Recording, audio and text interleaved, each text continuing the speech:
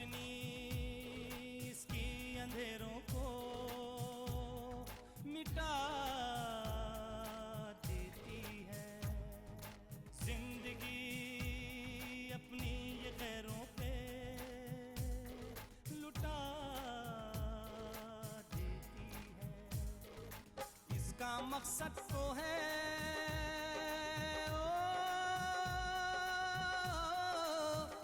मकसद तो है दुनिया को सजाने के लिए।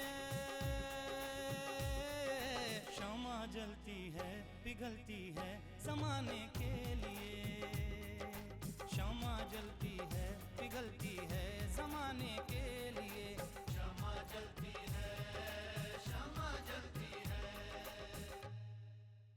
ये है सच्चाई, ये है हकीकत।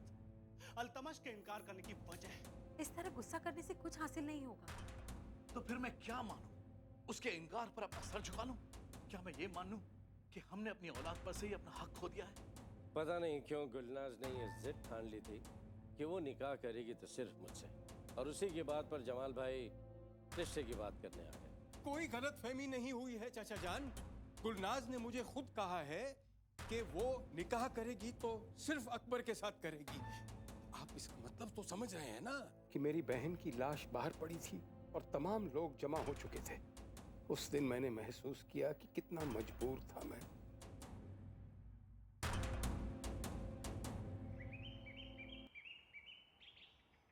अल्लाह कसम, अल्लाह झूठ ना बुलाए। न जाने कब से ये एक दूसरे को चाहते हैं। अब ऐसी सूरत में अल्तमश सोहा के साथ निकाह करने के लिए भला क्यों तैयार होगा?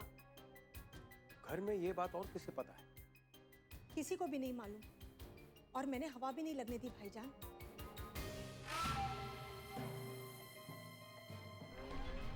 क्योंकि मैं अच्छी तरह से जानती हूँ कि अगर इस बात की खबर घर में किसी को भी लग गई ना, तो बस समझ लीजिए कि शम्मा अल्तमश की हो गई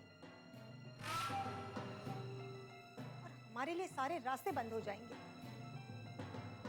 तुम ठीक कह रही हो फरत। अच्छा किया तुमने इस बात को फैलने नहीं दिया और राज ही रहने दिया। लेकिन अब हम क्या करेंगे भाईजान? इनकी मोहब्बत हमारे मकसद के सामने सबसे बड़ी दीवार बन चुकी है, और जब तक हम ये दीवार नहीं गिरा देते, हम दोनों अपने मकसद तक नहीं पहुंचेंगे। नहीं नहीं फरत, इस बार जमाल हार नहीं मानेगा। अल्लाह कसम, अल्लाह झूठ ना बुलाए। शम्मा और अल्तमश को अलग किए बिना हमारी बात नहीं बनने वाली।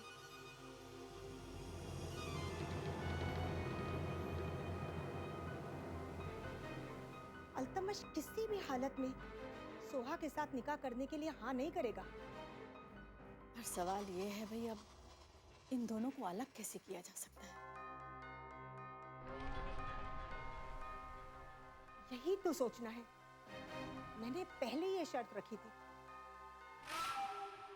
कि शम्मा को ऐसी हालत में पहुंचाना पड़ेगा कि कोई भी उसका हाथ थामने के लिए राजी नहीं हो।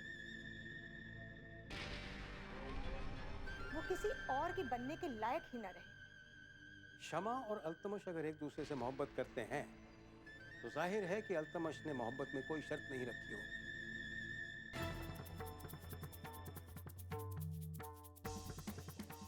तुम चाहे शमा को जिस हाल में पहुंचा दो, अल्तमश उसे कबूल करने से इनकार नहीं करेगा। हमारे पास बस यही रास्ता है कि किसी दूसरे तरीके से अल्तमश को सोहा के साथ निकाह के लिए मजबूर किया जाए। और एक बार अल्तमश शमा के रास्ते से हट गया तो आदिल के लिए रास्ते खुद ब खुद बन जाए। वो सब तो ठीक है भाईजान, लेकिन ये सब हम कैसे करेंगे?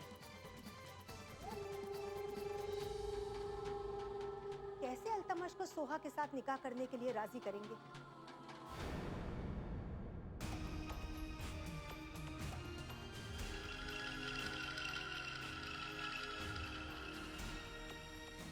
यही तो सोचना है।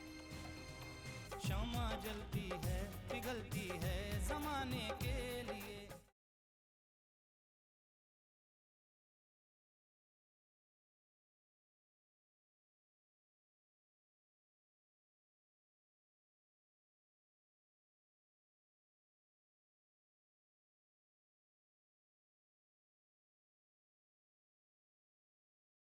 क्षमा जलती है पिघलती है जमाने के लिए।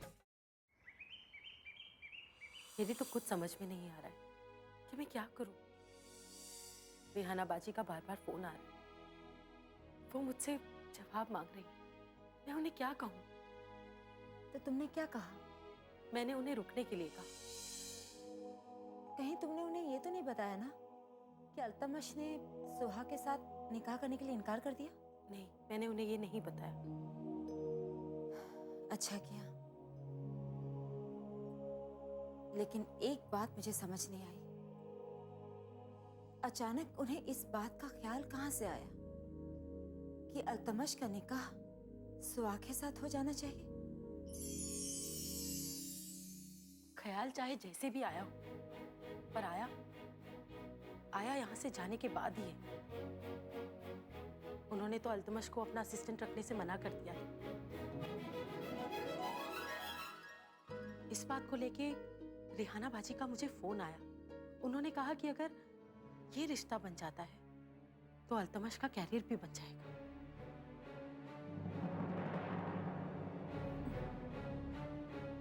सोचकर भी अजीब लगता है, 15 साल तक दोनों खानदान के रिश्ते टूटे रहे।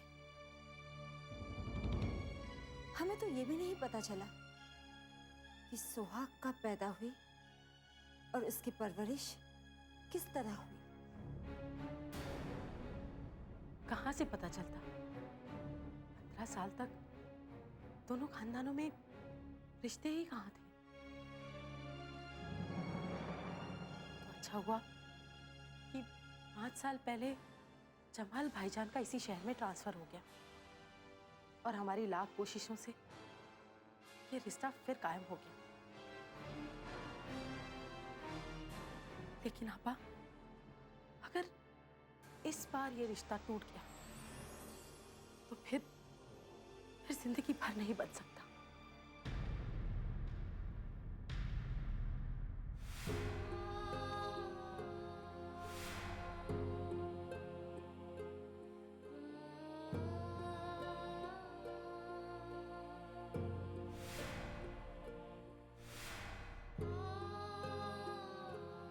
ठीक है बाबा, आगे से तुम्हारा कोई कॉल मिस नहीं करूंगा, हर कॉल रिसीव करूंगा।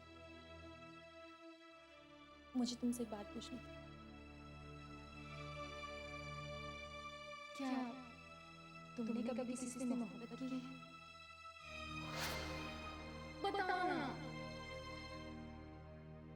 हाँ। कैसी हो सोहा? अच्छी हूँ। आपका क्लिनिक कैसे चल रहा है? बहुत अच्छा चल रहा है। सोहा जिस तरह से अल्तमश के करीब आने की कोशिश कर रही थी, जिस तरह से उसे बेतकल्लुफ होने की कोशिश कर रही थी, कहीं ऐसा तो नहीं कि सोहा की वजह से ये सब बातें शुरू हुई हो? मुझे क्या करना चाहिए? मुझे इस हकीकत को जानने की कोशिश तो ज़रूर करनी चाहिए।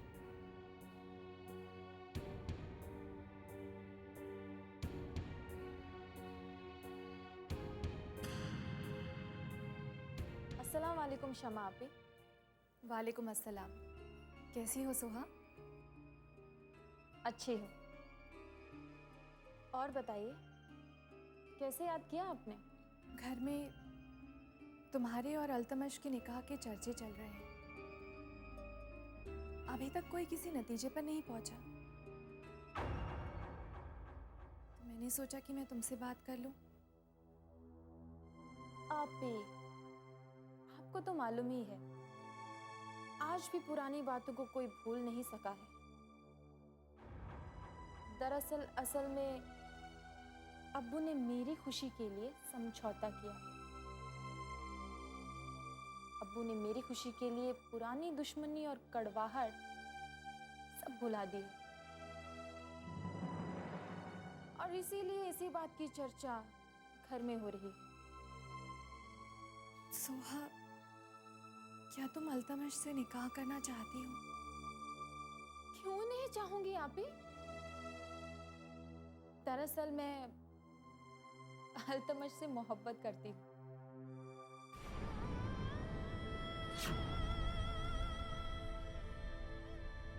हाँ आपी, आपको यकीन हो या ना हो, मैंने किसी को चाहा है तो वो अल्तमश है।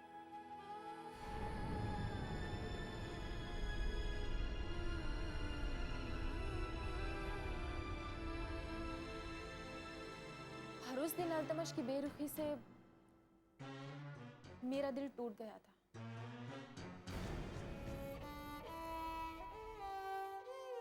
और मैं मायूस होकर घर लौट आई थी और मजबूरन मुझे अम्मी को ये बात बतानी पड़ी कि मैं अल्तमश से मोहब्बत करती हूँ। मैं समझ गई सोहा, लेकिन पता नहीं क्या बात है आप में। मैं जब भी अल्तमश से बात करती हूँ वो मुझसे ठीक से बात तक नहीं करता। आखिर क्या कमी है मुझ में? तुम में कोई कमी नहीं है सोहा। तो फिर अल्तमश मुझे नजरअंदाज क्यों करता है?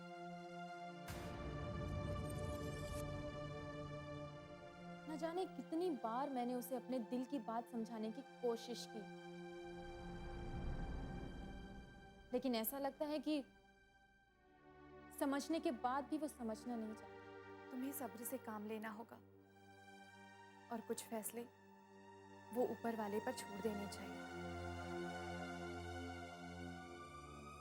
एक और बात कहना चाहूंगी मैं तुमसे सोहा, हमें ऐसा कुछ नहीं करना चाहिए जिसकी वजह से दोनों खानदानों में फिर से कड़वाहट बढ़ जाए।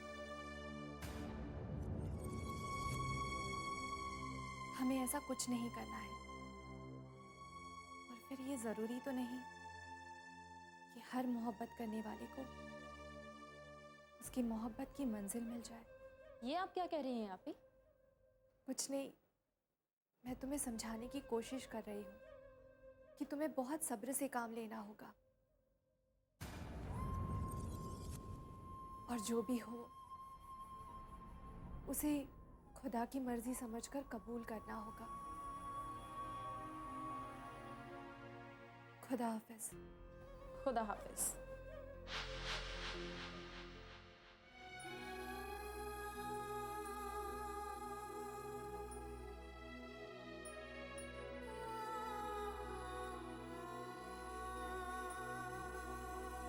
या खुदा, मैं क्या करूं? क्षमा जलती है, पिघलती है जमाने के लिए।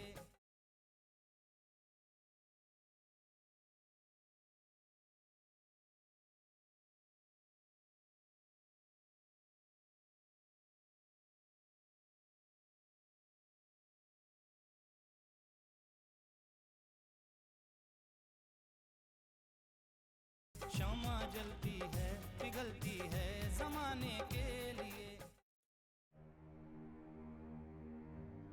अल्तमश, कहां से आ रहे हो? गया था दीवारों से सर टकराने कि कोई दीवार ऐसी मिल जाए जिसके सहारे खड़ा हो सके। दिन भर यही तो करता हूं, कभी इस वकील के दफ्तर तो कभी उस वकील के दफ्तर। बस तुम्हें ऐसी ही दीवारों से सर ना टकराना पड़े, इसीलिए हमने तुम्हारे सामने वो बात रखी थी, लेकिन तुमने हम सब की मर्जी को दरकिनार करके साफ साफ इनकार कर दिया। उस बात के लिए मैं मुआफी चाहता हूं अप्पू, लेकिन फिर दोबारा उस बात को छेड़ने का क्या मतलब है? अल्तमश, ये बात अभी खत्म नहीं हुई है। तुम्हें क्या लगता है ये बात खत्म हो गई? अब भी इस घर के हर शख्स को तुम्हारे फैसले का इंतजार है। मेरा वो फैसला आधा अधूरा नहीं था अप्पू कि दोबारा उस फैसले के लिए आप सबको इंतजार करना पड़े। लेकिन जल्दबाजी में लिया गया फैसला जरूर था। अगर मैं ये कहूं कि जल्दबाजी में फैसला आप लोगों ने लिया था? अरे मैं पूछता हूं अल्तमश के इस रिश्ते में क्या बुराई है, क्या कमी है सोहा में? अबू, मैंने ये तो नहीं कहा कि सोहा में कोई कमी है, लेकिन मैं एहसानों तले दबकर कामयाबी के मुकाम तक नहीं पहुंचना चाहता। मैं अपना सफर खुद तय करना चाहता हूं अब्बू। अल्तमश, अपनी ये बेवकूफाना जिद छोड़ो और समझदारी इसी में है कि इस रिश्ते के लिए हाँ कर दो। समझदारी का मतलब ये नहीं होता अब्बू कि हम अपने जमीर के साथ समझौता कर लें। हाँ, मेरा जमीर इस बात की इजाजत नहीं देता कि अपने करियर को संवारने के लिए मैं उस रिश्ते को कबूल कर लूं जिसके बारे में मैंने कभी नहीं सोचा। बकवास बंद करो अल्तमश। मैं तुमसे और कोई बहस नहीं करना चाहता। लेकिन बहस तो शुरू आपने ही की अब्बू। आप इस बात को यहीं क्यों खत्म नहीं कर देते? खत्म कर दीजिए इस बात को अब्बू। तुम्हारा कहना है कि हम तुम्हारी ये जिद मान लें, लेकिन तुम इस पूरे घर की बात नहीं मानोगे। ये तुम दोनों ने क्या लगा रखा? देखिए ना पूजा, अल्तमश समझने को तैयार ही नहीं है। दादा जान, आप इन्हें समझाइए ना कि समझने की जरूरत मुझे नहीं, इन्हें। हम तुम दोनों से सिर्फ इतना कहना चाहते हैं कि अपनी मर्जी के ऊपर कभी कभी खुदा की मर्जी को तरजीह दिया करें। अब्बू जान, आपको इसे समझाना चाहिए और आप ही ऐसी बातें कर रहे हैं।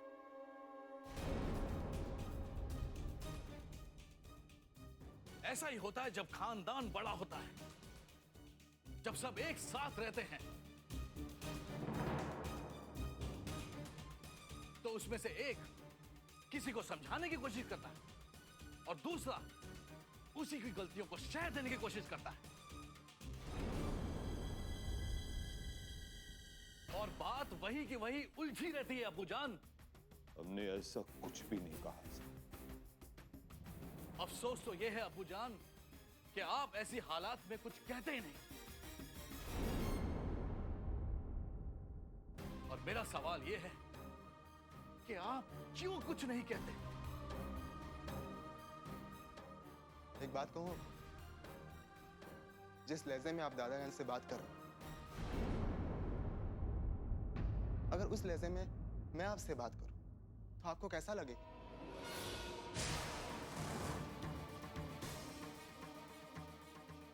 अब्बू, अपने बच्चों को तहजीब देने के लिए खुद भी तहजीब को अमल में लाना जरूरी होता है, क्योंकि बच्चे जो कुछ भी सीखते हैं अपने वालिदैन से ही सीखते हैं।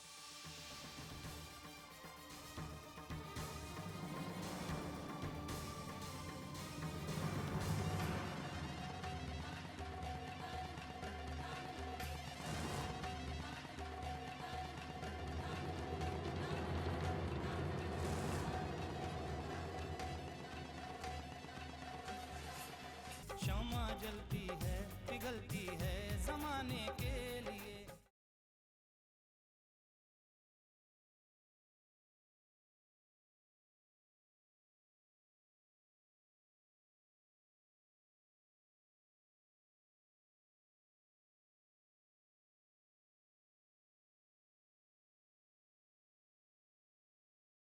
शम्मा जलती है, पिघलती है जमाने के लिए।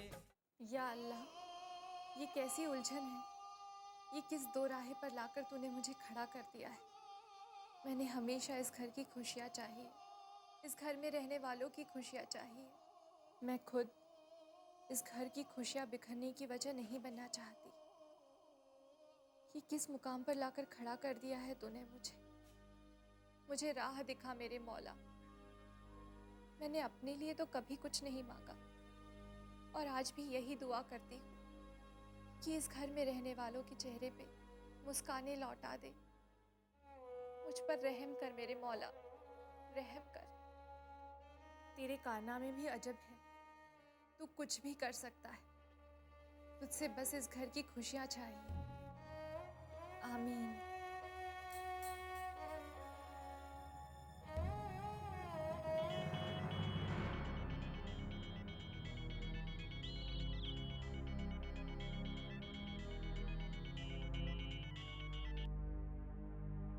हाँ जीनत। मोहतरमा, आपको फौरन क्लिनिक आना होगा। क्या हुआ? एक इमरजेंसी केस आ रहा है, फोन आया था, पेशेंट की हालत बहुत नाजुक है। अच्छा ठीक है, मैं आती हूँ। खुदा हाफिज। खुदा हाफिज। क्या बात है शमा, तुम कहीं जा रही हो? हाँ, क्लिनिक में इमरजेंसी है, मुझे अभी जाना होगा। ओह, चलो मैं तुम्हें छोड़ देता हूँ। नहीं, मैं खुद चली जाऊंगी, आप परेशान मत होइए। तुम अकेले कैसे जाओगी? मैं तुम्हारे साथ चलता हूँ, आओ।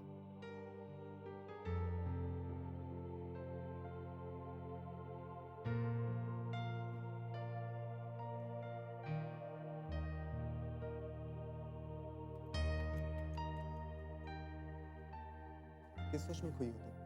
नहीं, कुछ नहीं। लेकिन मैं जानता हूँ कि तुम क्या सोच के उदास हो। क्या तुम्हें मेरी मोहब्बत पे भरोसा नहीं? चाहे कुछ भी हो जाए, मैं तुम्हारे अलावा किसी और के बारे में सोच भी नहीं सकता। निकाह करने की बात तो बहुत दूर की बात है। हमें मालूम है,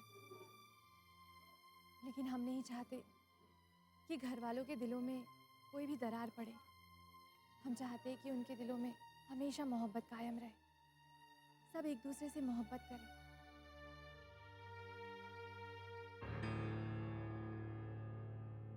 तुम्हारे चाहने से कुछ नहीं होता शायद। मेरे इनकार के बावजूद भी मेरे अब्बू अभी तक उसी फैसले पे अड़े हैं। सभी कश्मकश में पड़े, लेकिन मैं मर के भी इस बात को कबूल नहीं कर सकता। ठीक है अल्तमश,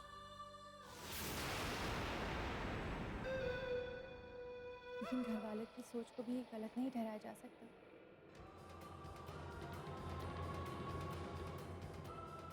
वो नहीं जानते कि हम दोनों एक दूसरे से मोहब्बत करते हैं। ऐसे में वो आपका निकाह सुहाग के साथ करना चाहते हैं, तो उनकी सोच भी जायज़ है। वो आपकी ज़िंदगी संवारना ही तो चाहते हैं, और इस बात को लेकर आपको उन पर नाराज़ नहीं होना चाहिए।